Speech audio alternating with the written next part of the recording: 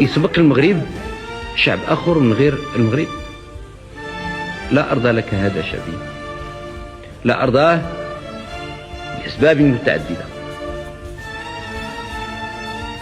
لأنني أنزلك في قلبي بعد الله سبحانه وتعالى ومحبة رسوله، أنزلك في نفسي قبل أبنائي وفلذات كبدي،